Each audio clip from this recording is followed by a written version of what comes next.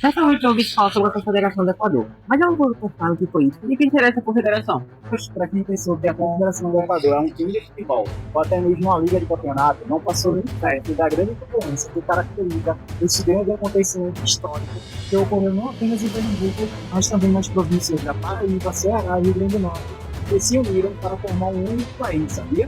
Oxi, Pernambuco já foi um país? Já foi Equador. Ué, como assim não sabe? Pois fica aí com a gente e vamos te contar. Mas antes a gente vai se apresentar. Olá, sou o Gabriel, tenho 17 anos, estudo na área cardial no Jaime Câmara e tenho muito a agradecer à FACEP que patrocinou esse documentário sobre a Confederação do Equador, ajudando a desenvolver minhas habilidades na prática. Opa, eu sou o Marconi, tenho 16 anos e também sou aluno do Área Cardial Dom Jaime. E agradecer aqui à FACEP por patrocinar esse documentário e desenvolver minhas habilidades na prática. Bom, meu nome é Ranieri, também aluno do Jaime, e é com muito prazer que eu venho aqui agradecer a FACEP por nos ajudar e nos patrocinar nessa caminhada. E eu fico muito agradecida por explorar as localidades de Pernambuco. Sou Anderson Silva e, de antemão, quero agradecer à Fundação de Amparo à Ciência e Tecnologia de Pernambuco, que, em comemoração aos 200 anos da Confederação do Equador, possibilitou a elaboração desse documentário tão importante sobre a história de luta e resistência do povo pernambucano. Sejam muito bem-vindos à viagem que vamos fazer ao passado de Pernambuco. Hoje, vamos explorar um capítulo marcante da história do Brasil, a Confederação do Equador. Esse movimento revolucionário, republicano e constitucionalista eclodiu no Nordeste brasileiro e foi proclamado em 2 de julho de 1824, que marca o início da revolta contra o governo centralizador de Dom Pedro I. Esse movimento iniciou-se em Pernambuco e logo se espalhou para outras províncias do Nordeste, como Rio Grande do Norte, Paraíba e Ceará. A Confederação do Equador foi uma resposta ao autoritarismo de Dom Pedro I e à centralização do poder imposta pela Constituição de 1824. Peraí, pra gente entender melhor o que foi a Confederação do Equador, é pra entender o que estava acontecendo no contexto da época, ou seja, no Brasil Império. E o que estava acontecendo no Brasil Império? Segundo Barbosa Lima Sobrinho, antes de estourar a Confederação do Equador, Pernambuco já havia demonstrado um forte espírito de autonomia e resistência ao centralismo imposto pelo governo imperial. Sobrinho enfatiza que a província foi uma das primeiras a se insurgir contra a dominação portuguesa, evidenciado pela Revolução Pernambucana de 1817, que estabeleceu um governo republicano efêmero, e pela Convenção de Berbery, em 1821, que resultou na expulsão das tropas portuguesas.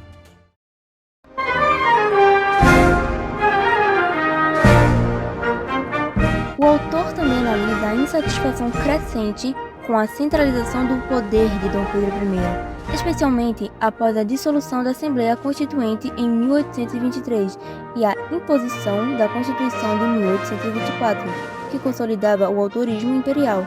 Essa centralização foi vista pelos pernambucanos como uma traição aos ideais de liberdade e autonomia que motivaram a independência. Além disso, Sobrinho observa que havia uma divisão econômica e social dentro da própria província. O norte de Pernambuco, com a economia baseada no algodão e mais voltada para o comércio exterior, tendia a apoiar ideias liberais e republicanas. Em contraste, o sul, predominantemente açucareiro e com uma estrutura social mais conservadora, era mais alinhado ao poder central. Esses fatores combinados, a tradição de resistência, a reação ao autoritarismo imperial e as divisões internas, criaram um ambiente propício para o surgimento da Confederação do Equador, que buscava estabelecer uma república independente no Nordeste brasileiro. Já segundo Mota e Carvalho, o Nordeste, sobretudo Pernambuco, vivia sob forte influência do sistema colonial, com poder econômico concentrado em engenhos de cana-de-açúcar ligados à metrópole, e sem ainda dispor de uma constituição local, já que o sistema português era absolutista até meados de 1820. As ideias iluministas, a independência dos Estados Unidos e principalmente os levantes na América Hispânica trouxeram para a região um forte espírito reformista e de contestação. Mota chama isso de mudança de mentalidade e processos de descolonização que ganharam força em 1817. A crise da economia açucareira, aliada à concorrência do algodão, enfraqueceu a dinâmica tradicional dos senhores de engenho, ampliando tensões sociais e econômicas.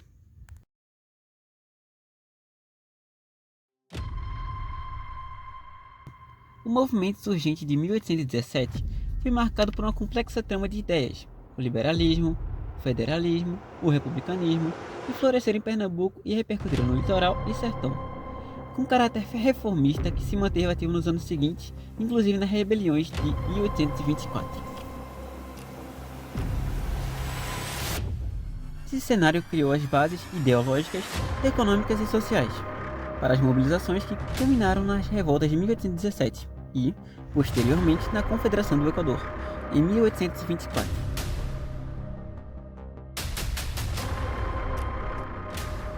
A Constituinte foi convocada após a independência do Brasil, com o objetivo de elaborar a primeira Constituição do país.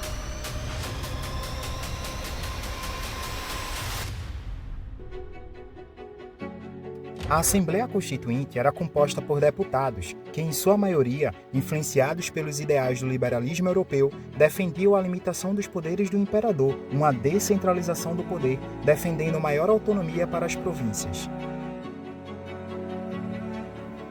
Dom Pedro I via isso como uma ameaça à estabilidade do governo recém-independente.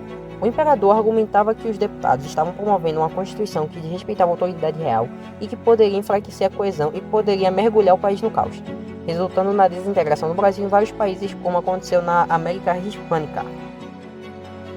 Dom Pedro viu na Constituição interesses pessoais e aristocráticos, pois a Constituição era formada, em grande parte, por meio da elite agrária e do funcionalismo ilustrado, que buscavam garantir privilégios para suas classes sociais, resistindo à autoridade do imperador. Ou seja, o imperador e seus apoiadores viam essa postura como uma entrave ao desenvolvimento do país e à construção de um Estado forte. Dom Pedro I se sentiu pessoalmente ofendido por críticas abertas feitas por deputados da Assembleia, chegando a ser chamado de tirano por alguns. A manutenção da ordem e do respeito à figura imperial era considerada essencial para a estabilidade institucional do novo império. A Assembleia queria limitar a autoridade de Dom Pedro sobre o exército e a marinha, retirando dele o controle direto das forças armadas. Isso era visto como um risco à segurança do Estado e à capacidade do imperador de proteger o país.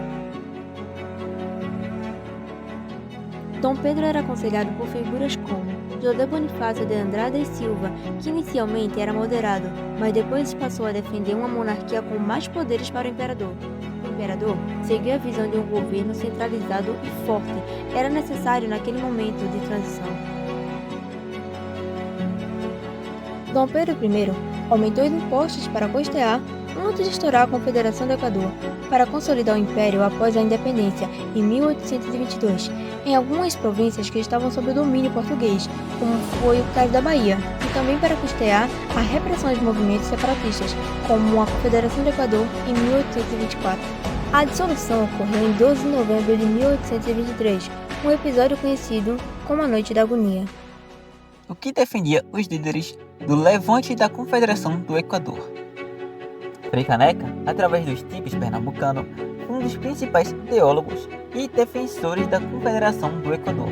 Em seus textos, ele explicou e justificou os motivos para a revolta contra o governo central de Dom Pedro I, argumentando com base em princípios de liberdade, justiça e autonomia das províncias, como era visto no jornal Tipos Pernambucano. Vamos analisar alguns enunciados do jornal. É a liberdade que o tirano teme, é a Constituição que ele odeia. Frei Caneca acusava o imperador de governar de forma autoritária, sem respeitar os ideais de liberdade prometidos após a independência do Brasil. Ele criticava a dissolução da Assembleia Constituinte de 1823, um ato visto como traição à democracia.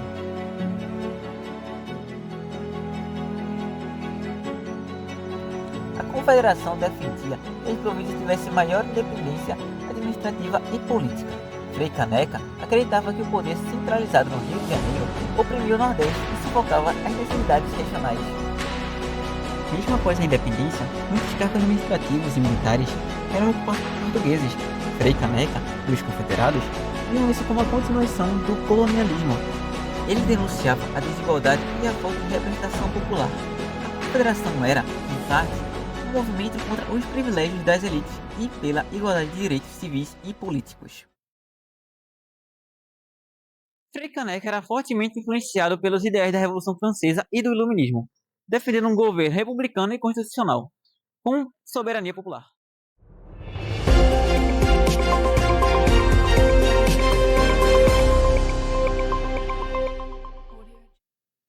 O jornal Centenário da Liberdade, de Cipriano Barata, também denunciava o caráter absolutista da Constituição de 1824, imposta por Dom Pedro I, especialmente o poder moderador, que dava ao imperador controle total sobre outros poderes. Isso era um dos pontos centrais da revolta dos confederados. Assim como os líderes da Confederação, Barata defendia que o Brasil deveria ser uma república federativa e não uma monarquia centralizada no Rio de Janeiro.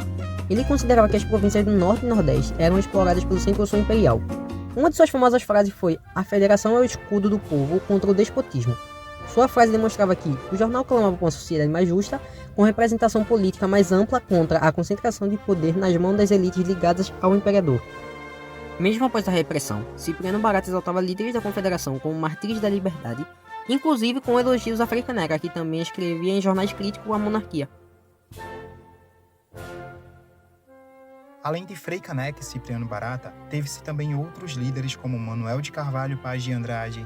Teve também o José de Barros Lima, o Leão Coroado. Antes da Confederação do Equador, ele era militar de carreira, valente, mas não tão politizado. E o povo, que eram os comerciantes, artesãos, agricultores e escravizados que viviam os altos e baixos de um Brasil recém-independente, muitos foram levados pela empolgação, pelo discurso de liberdade. Então o Brasil, que tinha acabado de conquistar sua independência, havia entusiasmo, mas também tensão. O país era enorme, com regiões muito diferentes, e a pergunta era: como unir tudo isso sob um mesmo governo?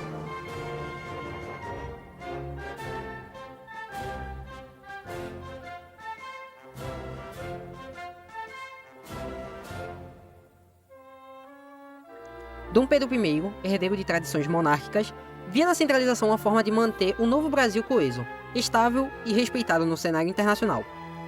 Já muitos políticos e intelectuais do Norte e Nordeste acreditavam que cada província deveria ter maior autonomia, até mesmo para escolher seus próprios governantes. Enquanto isso, a Assembleia Constituinte de 1823 tentava escrever uma constituição que equilibrasse esses interesses. Porém, o conflito entre o imperador e os deputados se agravou. Dom Pedro, temendo perder o controle da nação recém-formada, dissolve a Assembleia, o famoso episódio da Noite da Agonia. Ele então promulga a Constituição de 1824, garantindo liberdades individuais e eleições, mas também centralizando o poder com a criação do poder moderador. A Constituição imposta causou revolta. Ali, muitos acreditavam que o Império estava traindo os ideais da independência. Manuel de Carvalho Paz de Andrade, nomeado presidente da província, representando o pensamento liberal. Quando o imperador decidiu destituí-lo, ele recusou-se a sair, convencido de que defender a autonomia de Pernambuco era mais importante do que obedecer ao centro do poder. Para o Império, a atitude de Paz de Andrade era uma ameaça à unidade nacional. Para os revoltos, era um ato de coragem contra o autoritarismo. Então, a Confederação do Equador foi proclamada com o apoio de nomes como Frei Caneca, Pedro Ivo, Cipriano Barata e João Soares de Lisboa. Eles defendiam uma república federativa, liberdade de imprensa e a possibilidade de as províncias escolherem seus próprios destinos. Porém, do outro lado, o Império via tudo aquilo como um risco de fragmentação. Se o Nordeste se separasse, outras regiões poderiam fazer o mesmo. O Brasil, recém-nascido, poderia desmoronar.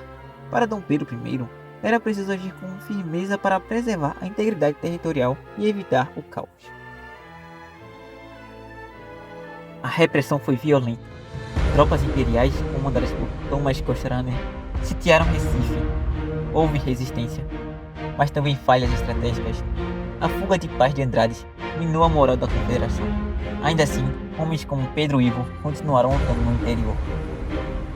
No Império, muitos achavam que a repressão era necessária. Outros viam ali um exagero, um castigo cruel demais. A Confederação do Equador durou de julho a novembro de 1824, totalizando cerca de 5 meses. As forças imperiais venceram. Martírio e memória acabaram fazendo parte dos heróis pernambucanos. Frei Caneca pagaria caro pelas suas convicções. Foi preso e condenado e recusou-se a implorar perdão. Seu fuzilamento tornou-se um símbolo. Frei Caneca foi morto a fuzilamento em 13 de janeiro de 1825 por se tratar de uma morte mais honrosa, por causa que nenhum carrasco queria matá-lo. Foi morto. No entanto, seus escritos continuam como símbolos da luta pela liberdade e justiça no Brasil.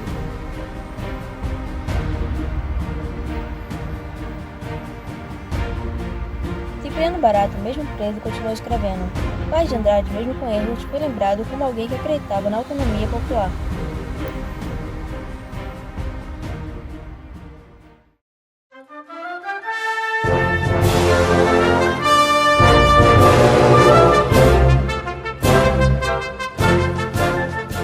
No fim, o Império venceu, mas a vitória militar não apagou os ideais que haviam sido plantados. O tempo mostraria que as discussões sobre a República descentralizada e a liberdade não foram derrotadas, apenas adiadas.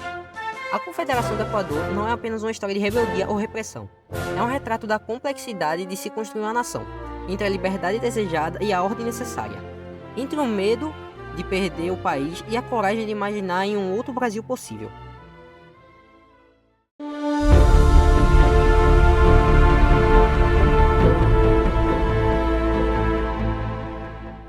A Confederação do Equador não foi apenas uma revolução, foi um brando ardente de um povo que teve a ousadia de sonhar com um Brasil verdadeiramente livre, justo e soberano. Seus ideais, forjados no fogo da coragem e no sacrifício dos corpos e consciência, ainda ressoa com força no peito indomável do Leão do Norte. Do sangue que tingiu as ruas do Recife, até as palavras incendiárias, impressas nos jornais da resistência, a Confederação do Equador nos lembra: o sonho de liberdade, justiça e autonomia jamais morre. Foram vencidos pelas armas, mas não pelas ideias. 200 anos depois, suas vozes ainda ecoam. Ecoam quando lutamos por um país mais justo, livre de injustiça. Ressoa quando defendemos a democracia e o direito do livre e contraditório autônomo. Ecoa quando, em cada sala de aula, praça ou comunidade, ensinamos que resistir também é uma forma de amar. Que a memória dos que tombaram pela liberdade justa não permaneça como ferida, mas floresça como semente, porque o Brasil que eles sonharam ainda pulsa, ainda inspira, ainda vive.